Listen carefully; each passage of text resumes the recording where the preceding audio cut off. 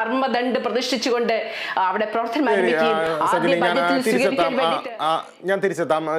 Shri Paul Thomas, നമുക്ക് ഈ ബജറ്റിന്റെ ആ ഒരു രാഷ്ട്രീയം മാറ്റി നിർത്തി കഴിഞ്ഞാൽ മറ്റു ചില ടൂറിസം രംഗത്തിന് വലിയ ഊന്നൽ നൽകുന്നു. ആത്മീയ ടൂറിസം പ്രോത്സാഹിപ്പിക്കാനുള്ള പദ്ധതികൾ ബജറ്റിൽ ഉണ്ട്. അതോടൊപ്പം തന്നെയാണ് ലക്ഷദ്വീപ് ടൂറിസത്തിന് നൽകുന്ന പ്രാധാന്യം, അതിൻ്റെ ഒരു അന്തർദേശീയ മാനവും നമ്മൾ എടുത്തു പറയേണ്ടതാണ്.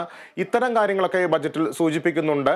ആ ഒരു ദിശയിൽ നമ്മൾ വിലയിരുത്തുമ്പോൾ ഭാവി മുന്നിൽ കണ്ടുള്ള എത്രത്തോളം പ്രഖ്യാപനങ്ങൾ, ആ പ്രഖ്യാപനങ്ങളെ നമുക്ക് എങ്ങനെ വിലയിരുത്താം? അല്ല, തീർച്ചയായിട്ടും ഭാവി മുൻപിൽ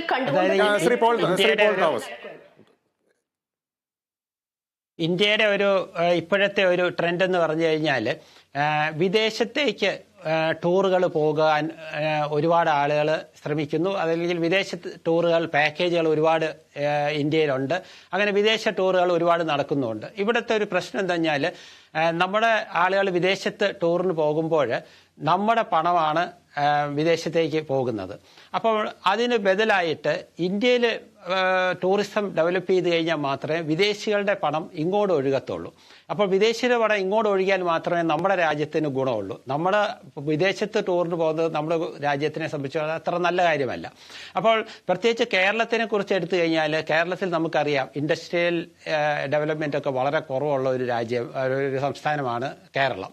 അപ്പോൾ കേരളത്തിന് മുന്നോട്ട് പോകണം എന്നുണ്ടെങ്കിലും കേരളത്തിന് വരുമാനം കൂട്ടണം എന്നുണ്ടെങ്കിലും കേരളത്തിൻ്റെ ടൂറിസം കൂട്ടാനുള്ള കാര്യങ്ങൾ കേരള ഗവൺമെൻറ് ചെയ്യണം. പലപ്പോഴും നമ്മൾ നോക്കിക്കഴിഞ്ഞാൽ ഒരുപാട് ടൂറിസം സ്ഥലങ്ങൾ കേരളത്തിനുണ്ട്.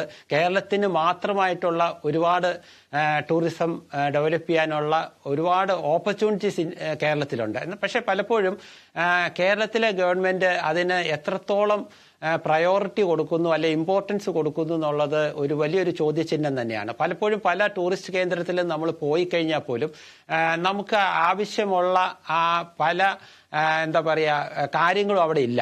അല്ലെങ്കിൽ നമ്മൾ നോക്കിക്കഴിഞ്ഞാൽ അതിന് വേണ്ടതായ രീതി അത് ക്ലീൻ ആക്കി സൂക്ഷിക്കുവാനോ അല്ലെങ്കിൽ മറ്റേ പല കാര്യങ്ങളുടെയും ഒരു കുറവ് നമുക്ക് അവിടെ കാണാൻ സാധിക്കും. പക്ഷേ നമ്മൾ നോക്കിക്കഴിഞ്ഞാൽ ഏത് രാജ്യങ്ങളാണെങ്കിലും അല്ലെങ്കിൽ ഇന്ത്യയിലെ ടൂറിസം ഡെവലപ്പ് ചെയ്യുന്ന മറ്റ് സംസ്ഥാനങ്ങളാണെങ്കിലും അവിടെയെല്ലാം അതിന് നല്ല ഫീസ് മേടിച്ചുകൊണ്ടാണ് ഓരോ കാര്യങ്ങളും അവർ ചെയ്യുന്നത്. ഇപ്പോൾ ഉദാഹരണം പറഞ്ഞാൽ ഒരു എൻട്രി ഫീ കാണും എവിടെക്കാർ.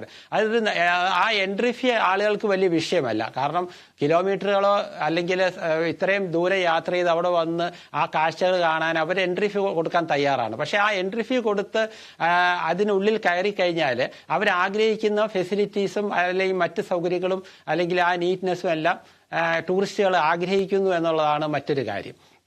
രണ്ടാമത്തെ കാര്യം, കേരളത്തിനെ സംബന്ധിച്ചിടത്തോളം ഈ ടൂറിസം കേരള ഗവൺമെൻറ്റും അതുപോലെ കേന്ദ്ര ഗവൺമെൻറ്റും കൂടി യോജിച്ചുകൊണ്ട് അത് ചെയ്യുകയാണെങ്കിൽ നമുക്ക് സംസ്ഥാനത്തിന് അതൊരു വലിയ ഒരു ഇൻകമായിട്ട് ഉയർത്തിയെടുക്കാനായിട്ട് സാധിക്കും എന്നുള്ളതിന് യാതൊരു സംശയവുമില്ല. തിരിച്ചെത്താം. ശ്രീ സി ചാക്കുണ്ണി, താങ്കൾ റെയിൽവേ രംഗത്ത് ദീർഘകാലമായി പ്രവർത്തിക്കുന്ന ഒരാളാണ്.